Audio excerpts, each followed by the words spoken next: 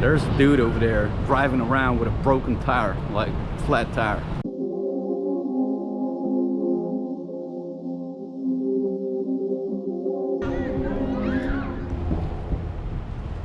Just across from the hotel.